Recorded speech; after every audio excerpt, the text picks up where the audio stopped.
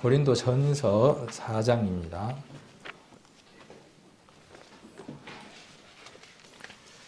고린도전서 4장 1절로 2절 말씀 같이 한번 읽겠습니다. 사람이 마땅히 우리를 그리스도의 일꾼이요 하나님의 비밀을 맡은 자로 여길지어다. 그리고 맡은 자에게 구할 것은 충성이니라. 아멘. 한글 표기법이 시대나 상황에 따라서 바뀌고 있더라고요. 그래서 혹 우리가 보는 이 한글 개역 성경, 그 다음 또 제가 이렇게 화면에 옮겨 놓은 것과 약간 차이가 있을 수 있습니다. 그리고 요즘 파워포인트도 그렇고 한글도 그렇고 글자를 입력을 하면 요즘 표기법으로 강제로 바꿉니다. 그래서 우리 성경에는 찌어다 이렇게 되어져 있죠. 여길지어다 이렇게 되어져 있는데 표기를 하면 강제로 저렇게 지어다 이렇게 바꿔버립니다. 그래서 혹 왜 표기법이 다르게 쓰지 이렇게 또 하시는 분들은 오해하지 마시라고. 이 꼼꼼하신 분들은 그런 것까지 다 보고 그게 마음에 이렇게 걸려서 그 말씀을 못 듣는 분들도 혹 계시더라고요. 그런 것에서 자유하시기를 원합니다. 또 일꾼도 마찬가지, 일꾼. 제가 왜 말씀을 드리느냐 하면 그 한국어 교원 공부를 하다 보니까 굉장히 까다롭더라고요. 우리 말만큼 까다로운 글이 없더라고요. 대신 표현할 수 있는 자유가 또 우리 한글만큼 또 넓은 게 없긴 합니다. 그래서 어느 구절에는 일꾼이라고 이렇게 기록되어 있기도 하고요. 같은 우리가 보는 이 개역 한글에도 어디에는 일군 이렇게 되어 있기도 합니다. 그래서 이런 부분들은 혹 걸려서 그 다음 얘기를 듣지 못하는 그런 매여 있는 마음이 되지 않기를 원하고 넓은 마음에서 놓여서 자유로운 그러한 마음이 되기를 원합니다. 오늘 주제는 일꾼입니다. 그냥 일꾼이 아니라 그리스도의 일꾼입니다. 그러니까 주인이 누구이냐 하는 겁니다. 어떤 일을 하느냐. 제목에서 일꾼인데 어떤 일을 하는 일꾼이냐 하는 게 제목 속에 기록되어 있고 4장 1절에 보시면 사람입니다. 사람. 모든 사람이 구원받은 교회의 성도이든 구원받지 않는 세상 사람이든 우리를 그랬습니다. 우리는 누구일까요? 넓은 의미로는 성경을 보는 구원받은 성도 전체입니다. 그러나 이 말씀 속에서 우리는 누구이냐 하면 고린도 교회에 파송되었던, 고린도 교회에 일을 했던 일부 일꾼들, 바울이라든지 아볼로라든지 게바라든지 하는 그 일꾼들을 얘기를 하는 겁니다. 그래서 우리를 그리스도의 일꾼이요. 어떤 일이냐? 그리스도의 일꾼인데 어떤 일이냐 하면 하나님의 비밀을 맡은 자입니다. 그래서 넓게는 우리 전부는 누구이냐 하면 그리스도의 일꾼입니다. 무엇을 맡은 일꾼이냐 하면 하나님의 비밀인 그리스도를 맡은 자입니다. 이 맡은 자라는 말은 복음서에서는 청직이라고 이렇게 번역을 하기도 했습니다. 그래서 맡은 자입니다. 전부가 다 맡은 겁니다. 그리고 조금 더 협소하게는 우리라고 그랬으니까 임명을 받은, 부르심을 받은 어떤 일을 위해서 그 직을 맡은 자들이라고 이렇게 좀 더 좁게 이야기를 해볼 수 있습니다. 그러나 오늘 이 말씀을 들을 때에 누군가에게만 해당되는 말씀이다 이렇게 들으면 유익이 없죠. 우리 전부에게 들어야 하는 거니까. 그래서 우리는 누구의 비밀을 맡은 일꾼이냐 하면 하나님의 비밀인 그리스도를 맡은 자들입니다. 그래서 그 그리스도를 전하고 그리스도를 높이고 그리스도가 내 안에 충만하게 채워지도록 일하는 사람이 누구이냐 하면 우리 전부 그리스도의 일꾼입니다.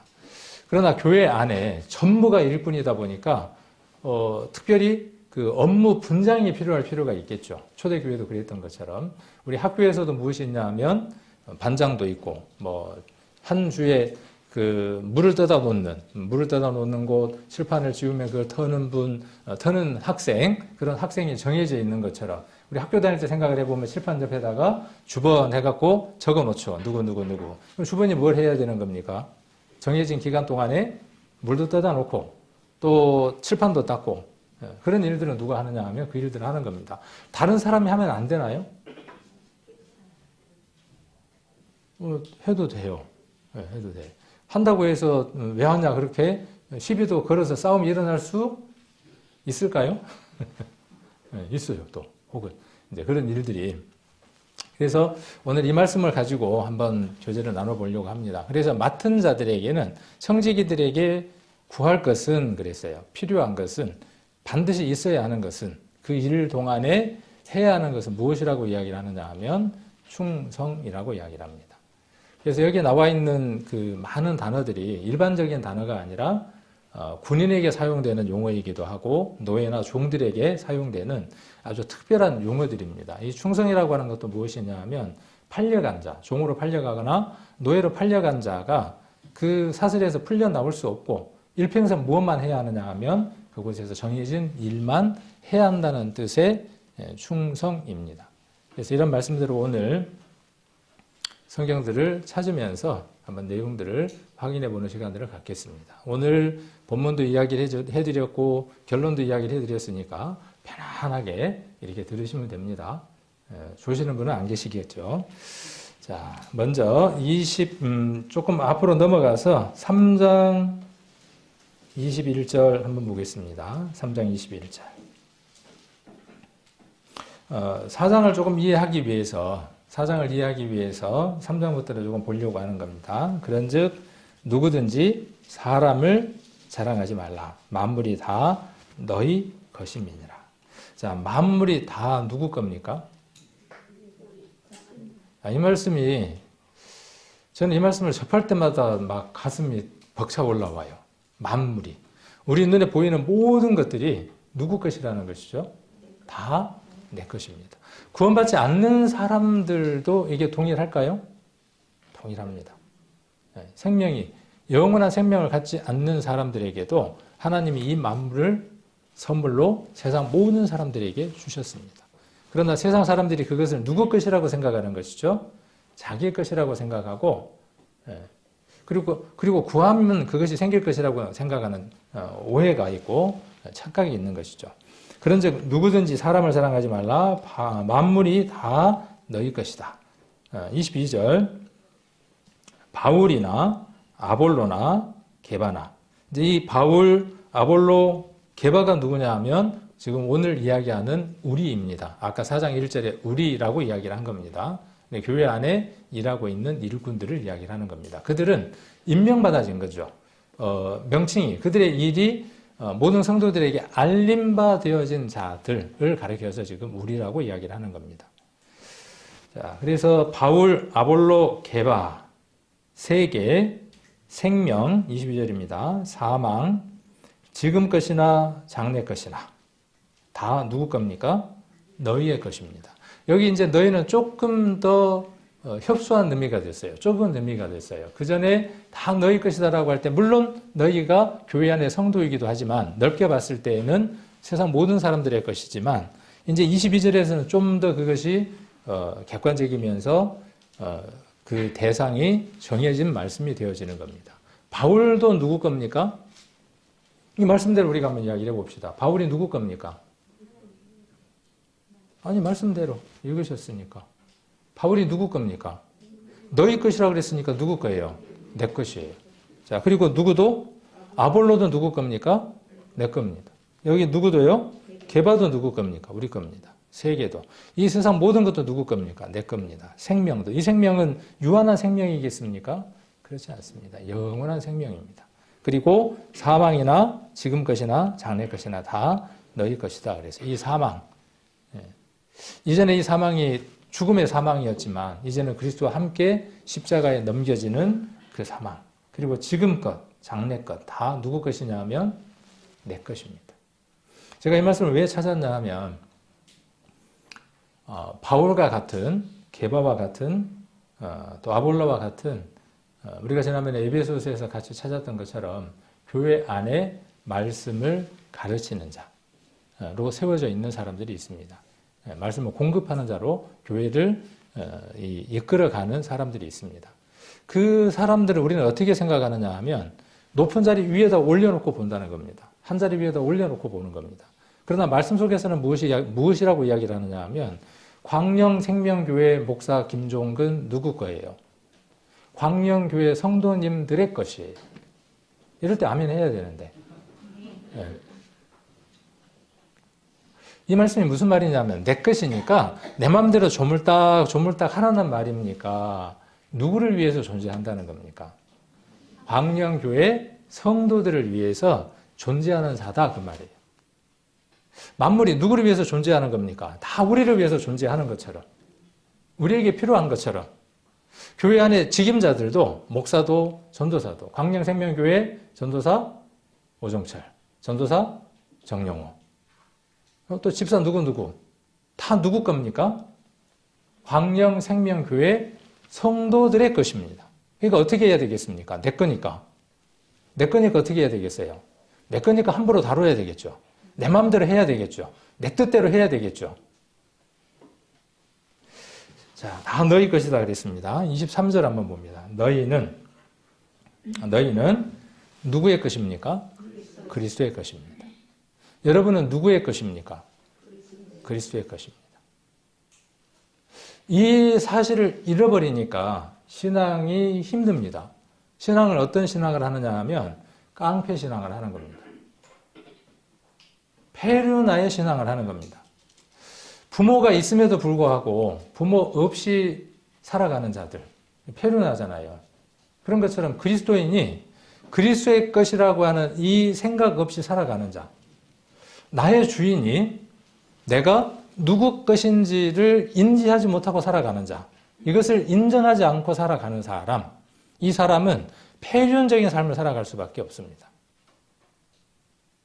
망아지처럼 사는 거예요. 고삐 풀린 소처럼 말처럼 그렇게 살아가는 겁니다. 개처럼. 개라 그러면 기분 나쁘니까 말처럼 그렇게 이야기를 해야죠. 개처럼 충성스러운 동물이 없는데 개를 우리가 좀 안 좋은 것 이야기할 때 개를 자꾸 이야기를 하죠. 오늘 왜 자꾸 이렇게 떨어뜨릴까요? 그래서 그리스도의 것이고, 그리스도는 누구의 것입니까? 하나님의 것입니다. 그러니까 모든 것이 다 누구의 것입니까? 하나님의 것입니다. 여러분은 어떤 사실을 잃어버리면 안 되느냐 하면 내가 하나님의 것이다 하는 이 사실을 잊어버리면 안 됩니다. 교회 안에 일꾼이 더욱 많이 세워져 가야 합니다. 일꾼이 세워져 가야 한다는 말은 모든 성도가 일꾼이지만 그 가운데에 임명되어져서 어떤 자리에 놓여질 사람이 필요하다는 겁니다. 그러니까 이 사람은 주번으로서 물 떠오는 사람, 칠판을 닦는 사람, 적은 예로 그런 것처럼 우리가 경험했던 예로 그런 것처럼 이제는 우리가 교회 안에서 경험하지 않는 이 교회 안에서 일꾼들이 되어져야 하는 것이죠. 그래서 그 일들을 찾아서 하나님의 비밀을 맡은 자로서 예수 그리스도를 전하는 삶에 있어서 어느 한 부분을 맡아서 일을 하는 사람이 누구이냐 하면 그리스도의 일꾼인 겁니다. 그 일들을 우리는 다 하고 있는 겁니다. 안 하고 있는 게 아니라. 로마서 14장 8절로 9절 한번 찾아보겠습니다. 로마서 14장 8절 9절 여기는 같이 한번 읽겠습니다. 같이 읽겠습니다. 로마서 14장 8절 258페이지입니다. 우리가 살아도 주를 위하여 살고 죽어도 주를 위하여 죽나니 그러므로 사나 죽으나 우리가 주의 것이로라. 이를 위하여 그리스도께서 죽었다가 다시 살으셨으니 곧 죽은 자와 산 자의 주가 되려 하십니다. 9절부터 먼저 한번 보면 예수님이 왜 십자가를 지셨냐, 왜 골고다 언덕 위에서 죽으셨냐, 왜 장사되어졌냐, 왜 부활되어졌냐에 대한 답이 8절입니다.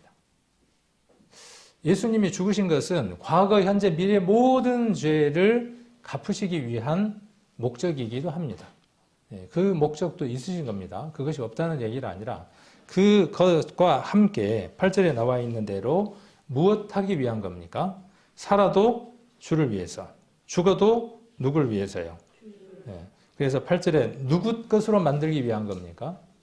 예수님이 십자가를 선택하신 것은요, 예수님이 십자가를 지신 것은 그렇게 고난받고 죽으시려고 했던 목적은 어디에 있느냐 하면 세상 모든 사람을 누구 것으로 만들고자 하시는 겁니까?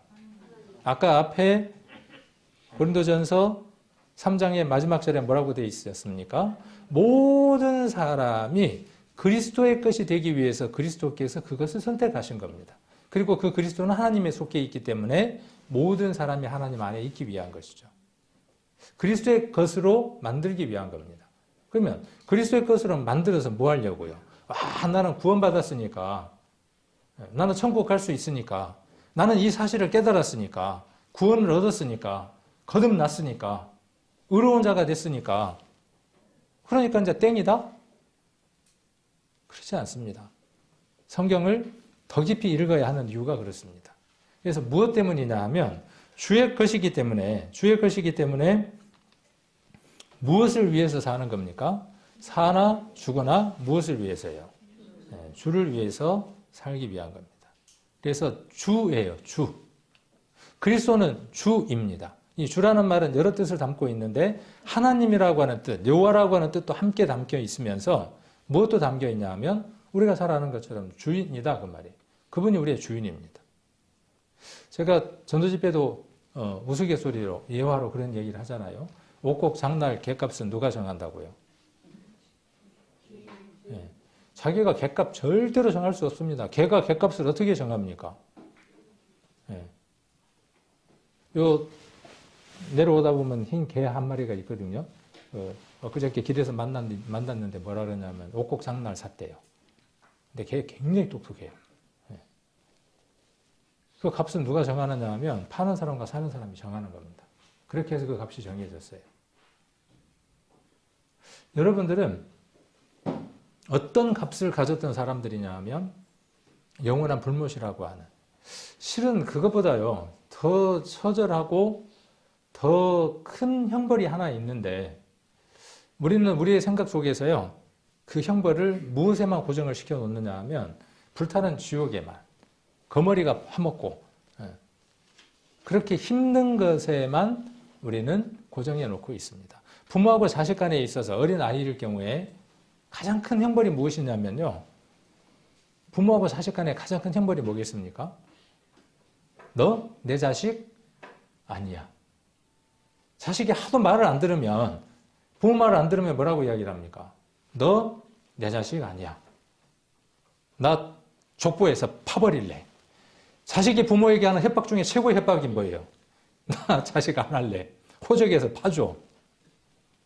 무슨 얘기를 하려고 하느냐 하면 최고의 형벌은요 단절입니다. 끊어짐입니다. 세상 사람들은요 그 형벌 속에서 지금 살아가고 있는 겁니다. 회개라고 하는 말은 무엇이냐면요 그것을 깨닫는 겁니다. 내가 하나님으로부터 단절된 자이며 그 단절의 값이 지금 현재 무엇인가를 말씀을 통해서 확인하는 겁니다.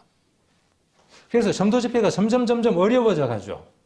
옛날에는 그냥 죄인입니다 그러면 끝났단 말이에요. 그러나 지금은 어떻습니까?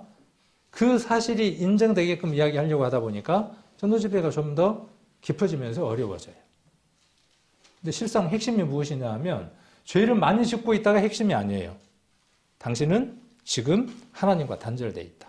부모가 있지만 부모하고 떨어져 있는 거예요. 아무 공급도 받지 못하는 거예요. 그것이 가장 큰 형벌입니다. 그런데 그리스도께서 오셔서 그 관계를 회복시켜 주셨습니다. 그런데 여전히 어떻게 살아가느냐 하면 그분을 주인으로 모시는 삶이 없어요. 이 주인과 종의 관계는 옛날에 그 종의 관계, 노예의 관계는요 쇠사슬에 매여 있는 관계입니다. 로마서가 이것을 잘 표현하고 있죠. 그래서 우리는 누구에게 매여 있는 자여야 되냐 하면 예수 그리스도라고 하는 그 사슬에 매여 있는 자여야 합니다. 자주 말씀드리지만 연은 하늘에 떠 있는 연, 잘못 제가 욕하는지 오해하시면 안 됩니다. 하늘에 떠 있는 연이 있잖아요. 연은 자유를 만끽해요. 바람이 불면 그 바람을 타고 더 높이 오릅니다. 그 연에게 자유를 주기 위해서 가위로 싹둑 줄을 자릅니다. 진정한 자유입니까? 그 순간 어떻게 되어집니까? 더 멀리 더 높이 날아는 것 같지만 어느 곳에 처박혀서 그 연의 생은 끝나는 겁니다. 그리스도인도 마찬가지입니다. 그리스도라고 하는 그 줄에 매여서, 얼레에 매여서 그분이 우리를 풀어주거나 그분이 우리를 당길 때에 그 힘에 의해서 우리가 살아갈 때 가장 높이 나를 수 있고 가장 강한 삶을 살아갈 수 있습니다.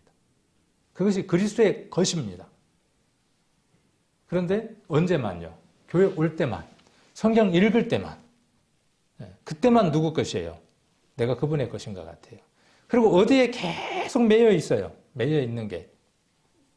과거, 현재, 미래에 죄 사함 받았다는 거기에 매일 매여 있는 거예요. 거기서 털고 그분이 그 죄를 치러주신 것에 걸맞는 삶에 대해서 목적이 있어야 할 텐데. 그러나 이거 자주 점검해야 돼요, 안 해야 돼요? 해야죠. 이건 당연히 점검해야 되는 것이죠. 너희가 믿음에 있는가 너희 자신을 시험하고 확정하라 그랬으니까. 해야죠. 여러분 안에 그분이 주인이 아니면 관계가 끊어져 있는 겁니다. 확인해야만 합니다. 자, 고린도전서도 한번 보겠습니다. 고린도전서. 바울의 편지 안에, 바울의 서신서 속에 이런 표현들이 많이 나옵니다. 5장을 한번 보겠습니다. 6장을 먼저 보겠습니다. 이번 구역 모임 때 사회자가 찾았던 말씀이기도 합니다. 고린도전서 6장 19절 20절 같이 한번 읽겠습니다. 너희 몸은 너희가 하나님께로부터 받은 바 너희 가운데 계신 성령의 전인 줄을 알지 못하느냐. 너희는 너희 것이 아니라 값으로 산 것이 되었으니 그런즉 너희 몸으로 하나님께 영광을 돌리라. 아멘. 이 말씀이 진실로 아멘이죠. 동의가 되죠. 그럼 우리의 삶은 어떻게 되어져 있어야 합니까? 그렇게 일치되어져 있어야 하는 거죠. 그러지 못할 때 야고보서가 우리를 증거하는 겁니다. 행함 없는 믿음은 죽은 것이라고 야고보서가 우리에게 강하게 실책을 하는 것이죠. 자, 뭘로 영광을 돌리는 겁니까? 생각으로 기쁘다. 누구 전도해야 되겠다. 안 하면 안 되겠다. 그 간절함을 품고 있는 그것 자체가 하나님을 기쁘게 하나요? 기쁘게 할 수 있는 단초는 되죠. 시작점은 되죠. 그러나 무엇입니까? 몸이 무엇입니까? 이게 로마서에서 이야기하는 산 제사죠. 우리 몸을 그분에게 드리는 겁니다. 제물로.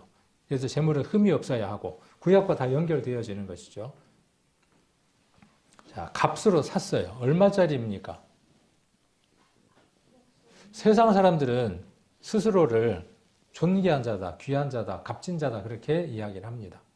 근데 주인을 못 만났기 때문에 지가 개면서 개값을 지가 정하고 있는 거예요. 진정한 값을 정할 수 없어요. 그러나 우리는요. 우리는 우리를 값주고 사신 그분의 값이 얼마인지를 압니다. 온 천하를 돈으로 환산한 것만큼의 값일까요? 1만 달란트일까요?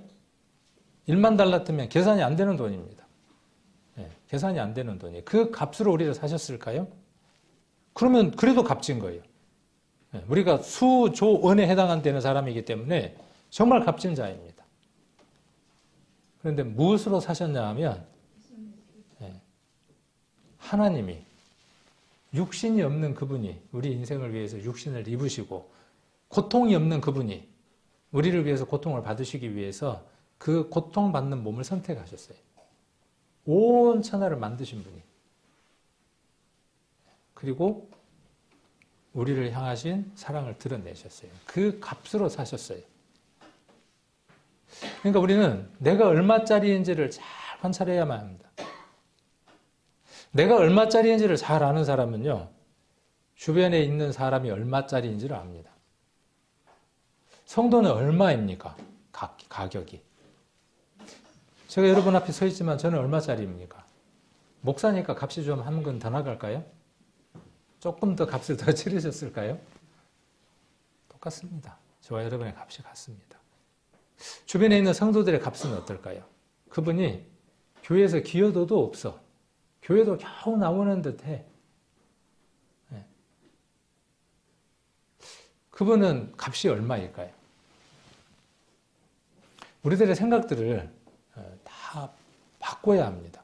무엇으로 바꿔야 되느냐 하면 말씀으로서 바꿔야 돼요. 그래서 세상을 보는 눈과 세상을 바라보는 생각과 관점과 가치관과 모든 것들이 바뀌어야 합니다.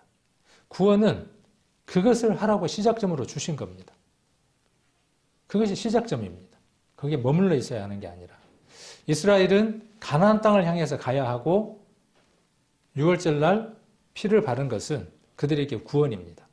그 구원은 전부가 아니라 이제 떠나야 하는 겁니다. 홍해가 기다리고 있고 광야가 기다리고 있고 요단강이 기다리고 있고 많은 기다림들이 있습니다. 거기서 끝나는 것이 아니라 이제는 이런 얘기를 하면 물릴 때도 된 것 같아요. 그러나 이 말씀에 반응을 하고 그렇게 살아가는 분들이 계실 때까지 해야 될 일이 제 일이 그 일입니다. 그 일로 하나님이 저를 부르셨으니까. 그래서 값으로 샀습니다. 그리고 23절에 쇠기를 받고 있죠. 23절에 어떻게 쇠기를 받고 있습니까? 같이 한번 다시 읽겠습니다. 23절. 너희는 제가 잘못 읽었죠. 저는 먼저 지금 7장으로 넘어가 있네요. 6장을 읽다가 제가 7장 이야기하려고 했는데, 자, 6장 20절에 몸으로 영광을 돌리라 그랬고 7장을 못 보겠습니다. 7장 23절을 봐야 하는데, 자, 22절, 23절, 22절, 23절 같이 읽겠습니다. 주 안에서 부르심을 받은 자는 종이라도 주께 속한 자유자요. 또 이와 같이 자유자로 있을 때 부르심을 받은 자는 그리스도의 종이니라. 너희는 값으로 사신 것이니 사람들의 종이 되지 말라. 그러니까 여기 우리는 누구의 종이고 우리는 누구 것인지를 명확하게 이야기하고 있습니다. 그리스도의 일꾼이라 그랬으니까 어떤 일을 하는지에 대한 정의를 내려놓고 있는 겁니다. 교회 안의 일꾼은 어떤 일을 하느냐 하면 사람에게 충성하지 않는 거예요. 어디서 들어본 것 같네요. 사람에게 충성하지 않는 겁니다. 누구에게 충성하는 것이냐 하면 그리스도에게 충성하는 겁니다. 왜? 그리스도가 값으로 사셨기 때문에 그렇습니다. 5장도 한번 보겠습니다. 5장.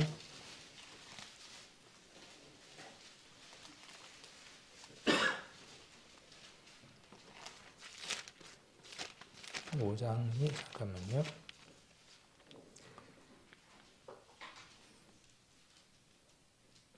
잘못 찾아두는 같네요. 자, 그리고 10장을 한번 보겠습니다. 10장을 넘어가고요.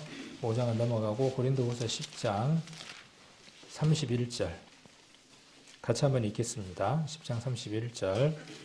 그런즉 너희가 먹든지 마시든지 무엇을 하든지 다 하나님의 영광을 위하여 하라. 같은 말씀들이 계속 반복되고 있는 거죠.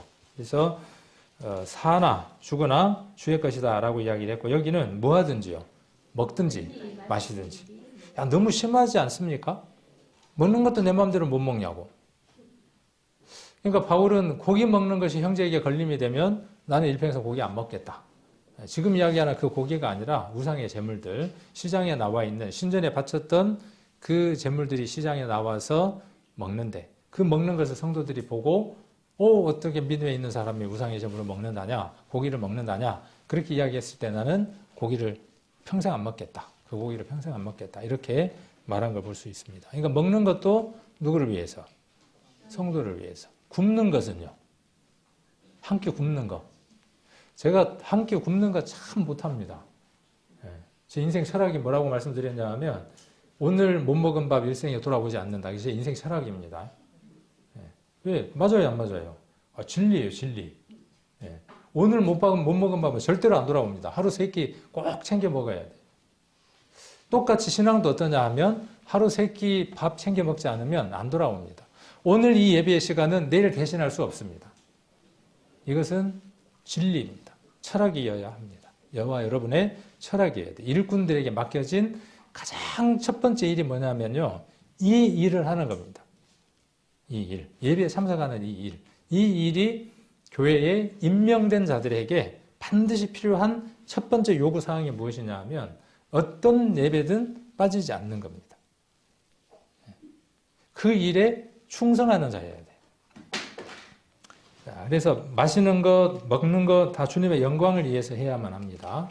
4장 1절입니다. 고린도전서 4장 1절 다시 돌아가서, 자, 그래서 사람들이 마땅히 우리를 그리스도의 일꾼이다 그랬어요. 일꾼이라는 말에 제가 헬라를 이렇게 적어뒀는데 뭐 외우라고 해놓은 것도 아니고 배우라고 하는 것도 아니고 그냥 어떤 뜻을 담고 있다 하는 것들을 좀 더 폭넓게 우리가 한번 살펴보기 위해서 가져온 겁니다. 그래서 일꾼이라는 말은 휘페레다스 이렇게 발음을 합니다. 저도 입에 안 올라 있어요. 뜻을 한번 보면 두 개의 단어가 합쳐진 겁니다. 밑이라고 하는, 밑바닥이라고 하는 단어와 노를 젓는다. 밑에서와 노를 젓는다라고 하는 두 개의 단어가 합쳐져서 만들어진 단어가 일꾼이에요. 우리나라 말에도 한자에도 어원이 있죠. 그 글자가 만들어지기까지의 과정이 있죠.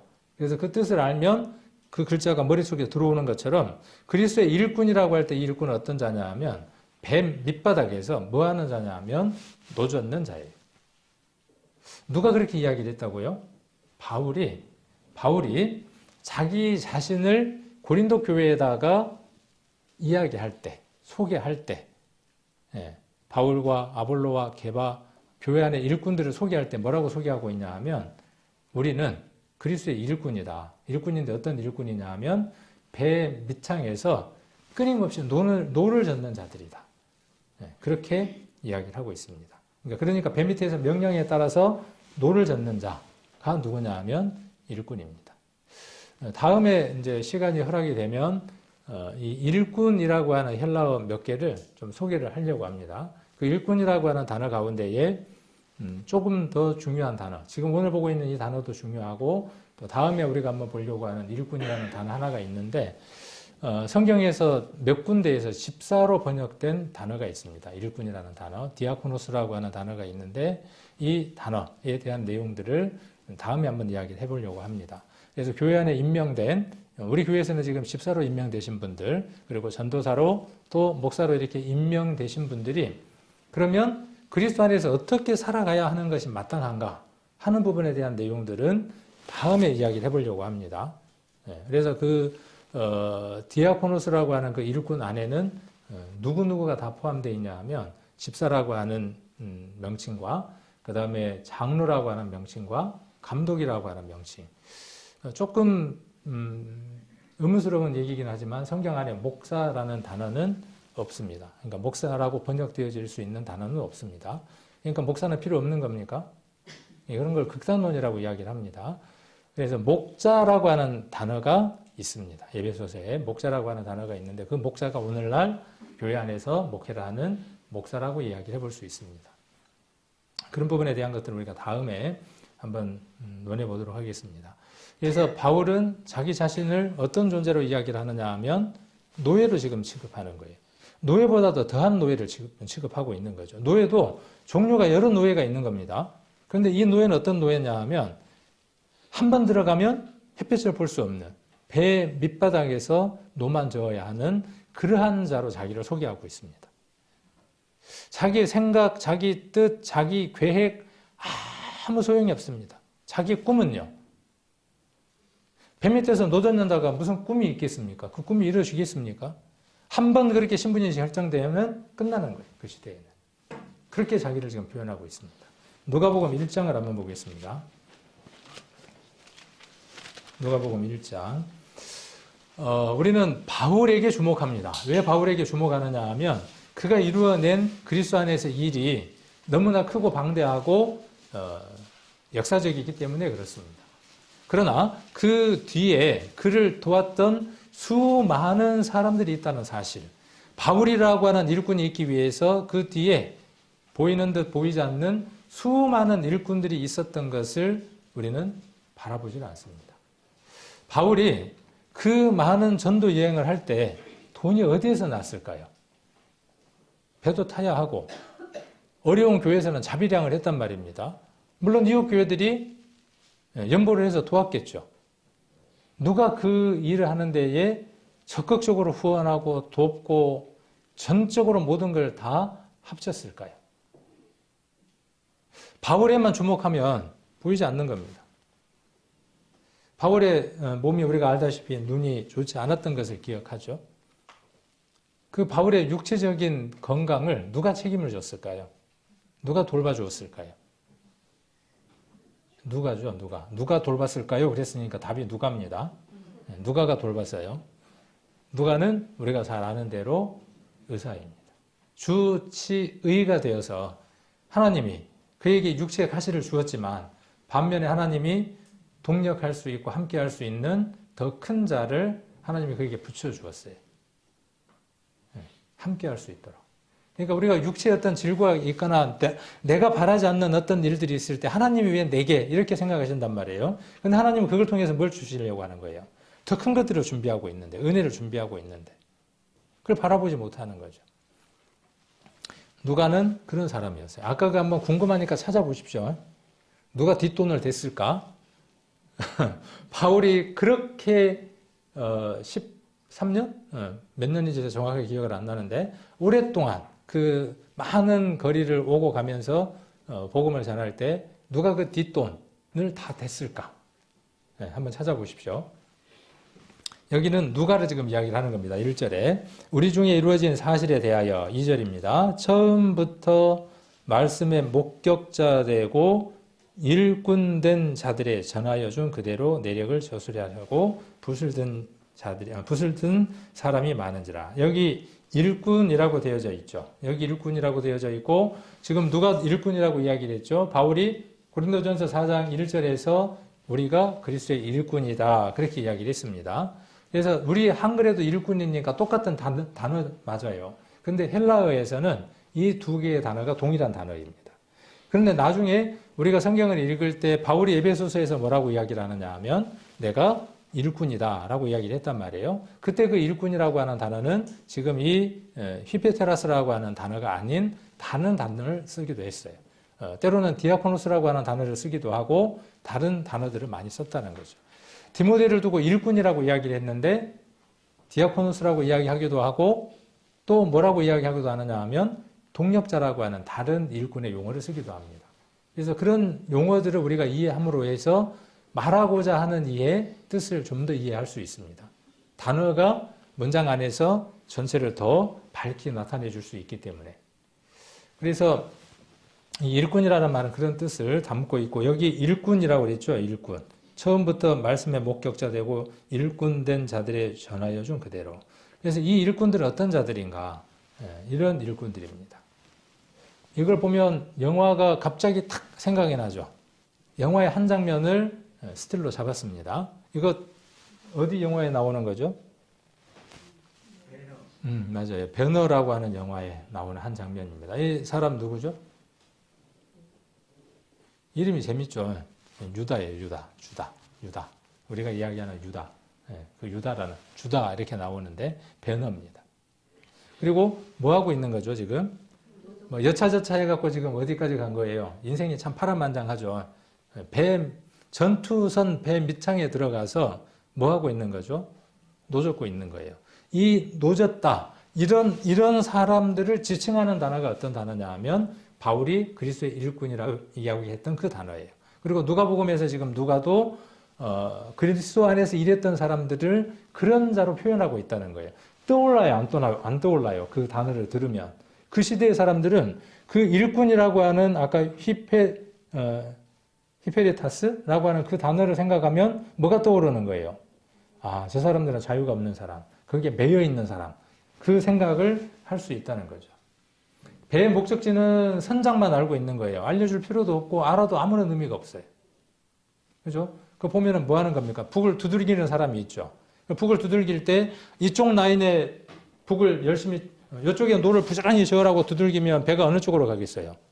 이쪽에 부지런히 젓고 이쪽은 안 적으면 이쪽으로 돌겠죠, 배가. 그죠? 노 젓는 거에 따라서 방향도 바꿀 수 있고 속도도 조절할 수도 있죠. 반듯하게 직진을 해야 되는데 속도가 빨라야 된다. 그럼 어떻게 하는 거예요? 북을 열심히 두들기는 거죠.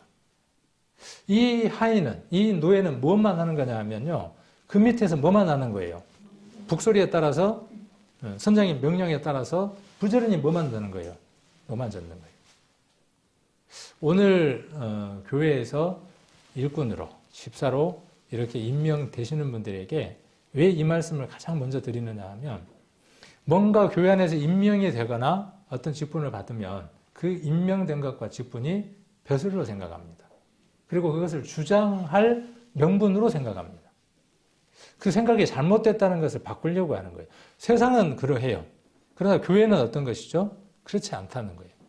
그리스도의 일꾼, 교회 안의 집사, 우리 교회 안의 집사, 이전에 집사도 있었고 지금 지사님들이 새롭게 이렇게 임명이 되어지는데 그분들에게 주어지는 하나님의 첫 번째 말씀이 무엇이냐 하면 자기 의사가 없다는 거예요. 매인 자라는 거예요. 묶여있는 자라는 거예요. 그리스도의 것이라는 거예요.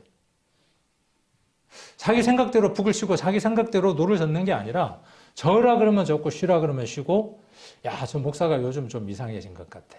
목사가 지금 지 생각대로 교회를 끌고 가려고 목사가 앞으로 가 그러면 가고 우로 가 그러면 우로 가고 그렇게 지금 하려고 지금 계획을 세운 것 같아. 많이 가신 거예요. 상당히 많이 가신 겁니다. 그 생각은 누가 넣어준 것이냐 하면 성령의 생각이 아닙니다. 굳이 그렇게 말씀을 드리기는 못하겠고 성령의 생각이 아닌 건 분명해요. 그럴 마음 털끝만큼도 없습니다. 그렇게 해야 되어지는 교회가 아니라는 것을 저는 믿음의 눈으로 알기 때문에 저도 그곳에서 단지 노젓는 한 일꾼일 뿐입니다. 같은 방향으로 노려져 자고 서로 위로하고 독려할 수 있는 사람 중에 한 사람입니다. 한 가지 일만 하는 거예요. 노져라 그러면 젖고 쉬라 그러면 쉬고 빨리 적으라 그러면 빨리 적고. 자, 이 일이 일꾼이에요. 자, 영화의 한 장면인데 소리가 안 나도 상관은 없습니다. 한번 왜 그랬는지 몰랐어. 노젓는 모습을 한번 보시라고. 너를 져라! 적으라 그러니까 졌죠. 저 속도로 적으라 그러니까 졌는 거예요. 여기 밑에 사슬에 매여 있죠, 발이. 발이 사슬에 매인 채로 졌는 거예요. 그리스도의 일꾼이라고 이야기할 때 이 단어를 왜 가져다 썼냐 그 말이에요. 하고 많은 단어 가운데 이 단어를 쓴 이유가 무엇 때문이라는 거예요. 그리스도의 일꾼은 머리가 아닌 거예요. 그분의 뜻대로 가는 겁니다. 교회도 교회가 정한 대로 그 뜻 안에서 방향을 잡아서 노를 저어 가는 겁니다. 자, 우리 교회의 일꾼들이 이렇게 많습니다. 왼쪽에 노젓는 분들이 이렇게 있고 오른쪽에 노젓는 분들이 이렇게 있습니다. 노란색으로 된 분들은 최근에 엔츄리 넘버가 추가돼서 들어오신 분들입니다. 우리 축구도 공을 찰 때 축구 공 차는 게 축구잖아요. 공을 찰 때에도 후보들이 있고 주전이 뛰고 다시 또 뭐 하죠? 이렇게 그 뭐라 그래요? 갑자기 생각이 안 나는데 하죠. 그렇게 해서도 공을 차죠. 지치면 또 다른 사람이 나가서 공을 차고 하는 일을 합니다. 그래서 서로 이렇게 맞아져서 뭘 하느냐 하면 배를 열심히 젓는 겁니다. 노를 젓는 겁니다. 이게 뭐 하라고 교회 안에 일꾼을 집사를 임명하고 정하는 것이냐 하면 이 일을 하라고 정한 겁니다.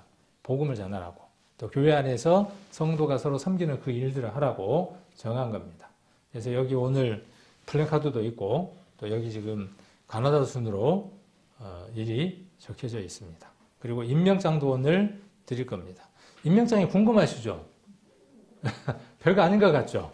별거 아닌 거라고 생각하면 별게 아닌 거죠.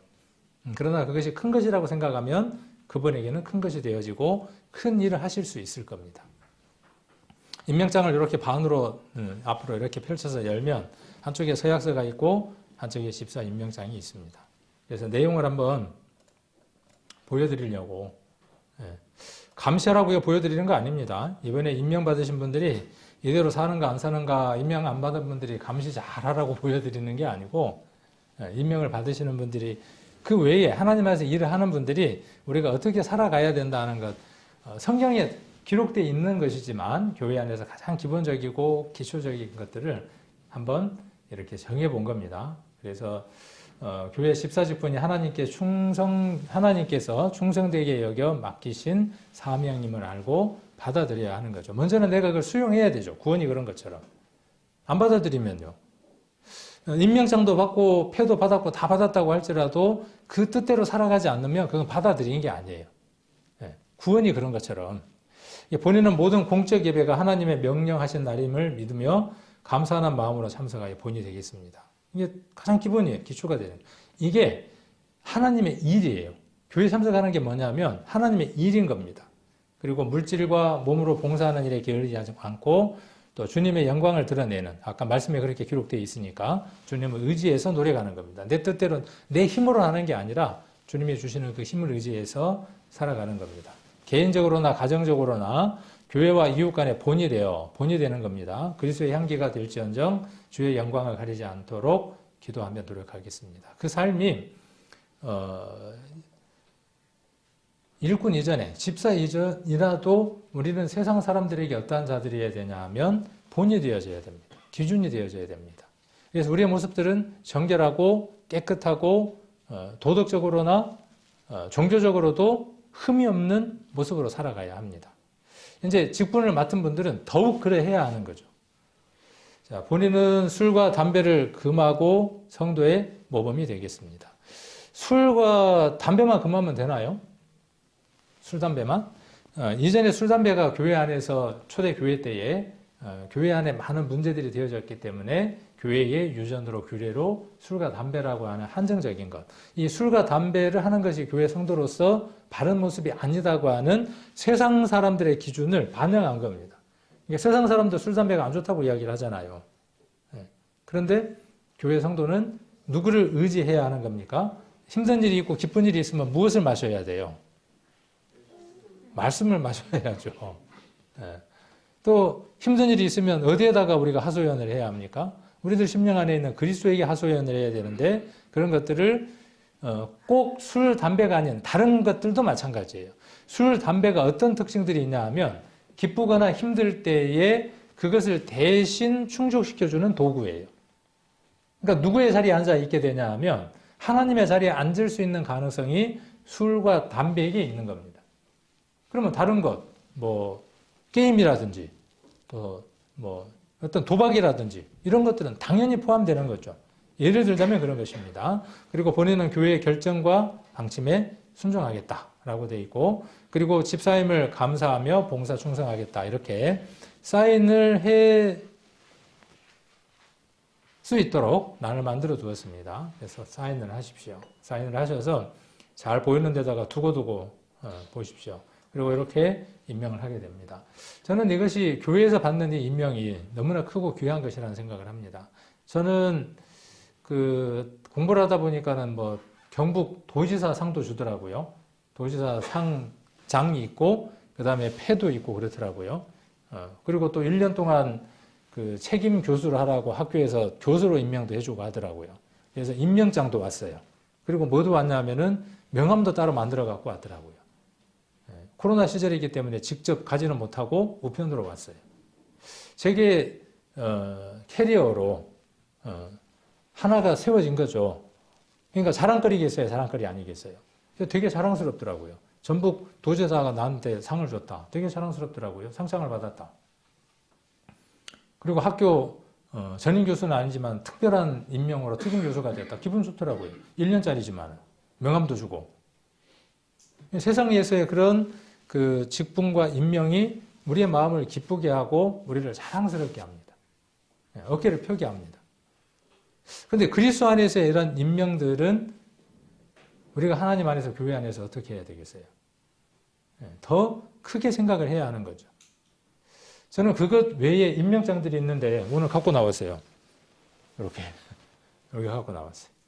저도 총회 사무실에 임명됐을 때 임명장이 있었고 또 전도사로 예비 전도사로 있다가 전도사가 됐을 때 임명을 받았을 때 임명장이 있고 그 다음에 교회 목사가 되었을 때 임명장이 있습니다. 그래서 그 임명장이 헤어질까 봐서 코팅을 했어요. 복사도 몇 개 해놓고 컴퓨터에다가도 넣어놓고 두고두고 보려고 그리고 코팅도 했어요. 그리고 이렇게 상패랑 이렇게 같이 주니까 이거랑 같이 주니까 넣어놓고 한 번씩 꺼내봅니다. 내가 무슨 일을 해야 할지. 거기에 적혀있는 내용들이 있으니까. 오늘 이렇게 임명되는 우리 모든 성도님들 마음 가운데에 이런 마음들이 있으면 좋겠다는 생각이 듭니다. 그리고 4장 1절에 무슨 일을 하는 사람이냐 하면 하나님의 비밀을 맡은 겁니다. 그 일을 하는 겁니다. 자, 골로새서 2장 2절로 3절인데 여기 한번 같이 읽겠습니다. 이는 저희로 마음의 위안을 받고 사랑 안에서 연합하여 원만한 이의 모든 부요에 이르러 하나님의 비밀인 그리스도를 깨닫게 하려 함이라. 그 안에는 지혜와 지식의 모든 보화가 감춰 있느니라. 그리스도를 깨닫게 하는 게 누구의 일이냐 하면 저와 여러분의 일인 겁니다. 올해 목표가 한 사람 전도하는 거죠. 난리 납니다. 한 명만 전도하면 올해 우리 교회는 난리 나는 거예요. 앉을 자리 없어요. 난리 나는 겁니다. 전도 집회 3번 준비했는데 이 3번 전도 집회 안에 한 명씩만 구원받는다 그러면 난리 나는 거예요. 그 일에 뭐 하라고 임명하는 거죠? 그 일에 공적으로 일하라고 임명한 겁니다. 그 위에 다른 일들도 있겠지만은 그 속에 지혜와 지식, 모든 보화가 감춰져 있습니다. 4장 2절에 보시면 고린도전서 4장 2절입니다. 그리고 맡은 자들에게, 이 맡은 자는 누구예요? 자, 오늘 우리가 직접적으로 이야기를 한다면 우리 교회 안에 있는 18명이나 되더라고요. 18명. 18명 맞는가요? 하여튼 여러분의 지금 집사님들이 계십니다. 그 집사님들에게 맡은 자들에게 구하는 게 있습니다. 하나님이 원하시는 게 있습니다. 그것이 무엇이냐면 충성입니다. 충성. 충성은 군대 용어죠. 충성입니다. 그래서 이 말은 다음에 한번 우리가 살펴보도록 하고 맨 밑에 피스토스라는 말만 한번 살펴보도록 하겠습니다. 이 피스토스라는 말은 뭐냐 하면 믿는다, 믿는 그런 의미입니다. 그래서 갈라디아서 3장을 한번 찾겠습니다. 충성이라는 말을 좀 이해하기 위해서 이 말씀을 함께 보고 있습니다. 갈라디아서 3장 9절입니다. 피스티스, 피스티오, 피스토스라는 이 나머지 말들은 다음에 뭐 수요일이나 다음 주에 우리가 한번 이해할 수 있을 때 한번 살펴보도록 하고, 오늘은 피스토스. 피스토스의 그 두 글자, 피하고 토를 따오면 피를 토하는 거죠. 피스토스에서 두 글자만 따오면 피토예요. 피를 토하는 거예요. 그러니까 하나님의 일꾼은 어떠한 자들이냐 하면, 믿음이 있는 자들은 어떠한 삶을 살아가느냐 하면 충성된 삶을 사는 건데, 얼만큼 충성된 삶을 사느냐 하면 피를 토할 때까지 충성하는 거예요. 아까 그 노젓는 자가 언제까지예요?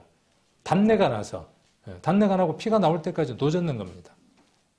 이 일은 하나님 맡기신 일이니까. 그래서 갈라디아서 3장 9절 한번 보시면, 그러므로 같이 한번 읽겠습니다. 그러므로 믿음으로 말미암는 자는 믿음이 있는 아브라함과 함께 복을 받느니라. 여기 9절에 믿음이라는 말은 명사입니다. 그래서 피스티스예요. 이야기할 시간이 없으니까 넘어가고, 그 다음에 믿음이 있는 이라는 말을 헬라 말로 바꾸면 피스토스예요. 피스토스라는 말은 믿음으로 말미암는 자는 믿음이 있는의 믿음, 이 믿음을 얘기를 하는 겁니다. 형용사적 의미로 성부 하나님의 신실하심으로, 그런 뜻입니다. 신실함, 그런 뜻이에요. 하나님은 변함이 없으시죠. 매일 동일하시죠. 불변하신 분이죠. 교회의 성도들에게 하나님이 원하시는 것은 충성이에요. 특히 이번에 맡긴 자들에게 하나님이 구하시는 것은, 또 맡은 자들에게, 이미 이 일을 맡은 자, 저와 나머지 모든 직임을 가진 모든 분들에게 하나님이 구하시는 것은 무엇이냐 하면 충성이라고 하는 것을 구하신다는 겁니다. 그래서 헬라어 외우기 쉽죠. 피스토스. 스가 두 번 들어가고 피를 토하는 거죠. 피 한 번 하고 스, 토하고 한 번 스. 피를 토하도록 충성되이 살아가는 겁니다. 이 피스토스라는 말에서 무엇이 나왔냐 하면 피스토스, 피스티오, 피스티스라고 하는 이 어원, 그래서 그 헬라어에서 나온 영어가 무엇이냐 하면 피스톤이라고 하는 단어가 나왔습니다. 피스톤이라고 하는 것은 무엇이냐 하면 원통 안에서 끊임없이 반복 운동을 하는 그 기관을 가리켜서 무엇이라고 이야기하느냐 하면 피스톤이라고 이야기를 합니다. 헬라어에서 나온 단어예요. 얘는 믿을만하죠. 신실하죠. 언제까지 하는 거예요? 고장 날 때까지. 제 차가 지금 24만 킬로를 다 돼가거든요. 딱 시동 걸면 아침에 부르릉 하고 걸립니다. 신뢰할 만해요, 제 차가. 근데 시간이 점점 갈수록 어떻게 했어요? 시동을 걸 때 띡띡띡 해서 하면 어때요? 신뢰가 안 되겠죠. 이게 왔다 갔다를 못 하는 거예요. 시동을 탁 걸면 어떻게 돼야죠? 흡기가 되고 압축이 되고 불꽃이 팡 튀기면서 어떻게 돼요? 힘이 생겨요. 폭발이 생겨요. 밀어내요. 밀어낼 때 어떻게 되느냐 하면 동력이 생겨요. 그리고 나머지는 어떻게 합니까? 밖으로 배기를 돼요. 어디에요? 머플러로 뭐가 나오죠? 매연들이 나오고 연기가 나오면서 연소된 것들이 뒤로 나오는 거죠. 자동차는 이 네 가지 일을 끊임없이 반복합니다. 끊임없이 반복해요. 이게 몇 개짜리냐, 이게 몇 개짜리냐 하는 거에 따라서 4기통이냐, 6기통이냐 이렇게 이야기를 하는 겁니다. 우리 교회는 몇 기통이에요? 아까 보니까요. 지금 거의 한 20개에 가까운, 엔진이 몇 개짜리냐면 20개에 가까운. 실은 우리 성도 한 분 한 분들이 엔진들이에요. 그 엔진이 어떻게 돼야죠? 끊임없이 힘있게 움직여야 되겠죠. 그래서 인터넷에 보니까 이렇게 끊임없이 움직이더라고요. 끊임없이 이렇게 움직여요. 끊임없이. 이렇게. 자, 이것이 누가 해야 되는 일이냐 하면 저와 우리 성도님들이, 그리고 특히 오늘 이렇게 집사로 임명되어지는 성도님들에게 해야 될 일들이라는 겁니다. 그래서 피를 토하는 느낌으로 충성되이 살아가는 겁니다. 믿음이라는 말은 피스티스라 그랬죠. 믿음은 표가 나야 돼. 티가 나야 돼. 믿는 사람은 어딘가 티가 나야 되는 사람이니까 피스티스. 티가 나야 되니까 티스. 토해야 되니까 피스토스. 이렇게 외우면 됩니다. 꼭 외울 필요는 없지만 저는 그렇게 외웠다는 얘기입니다. 자, 그래서 오늘 제가 기도 드리고 우리 9분이죠. 9분에 대한 집사 임명식을 갖도록 하겠습니다. 우리 성도님들 한 면으로는 정말 축하해 드려야 되는 일들이고 또 이를 맡는 우리 집사님들은 이 일들을 정말 하나님의 비밀을 내가 맡았으니 충성의 주님 오실 때까지 잘했다 충성된 종아라고 칭찬받는 그 순간까지 내가 끊임없이 그 피스톤처럼 이 교회 가운데에서 열심히 일하는 자 그리고 배 밑바닥에서 노를 젓는 자로서 내 생각과 내 뜻과 내 계획, 내 꿈을 알리는 자가 아니라 그리스도의 일꾼, 비밀을 전하는 그 일에 마음을 합칠 수 있는 그런 우리 성도님들, 또 우리 직분자들, 또 집사님들 되시기를 원합니다.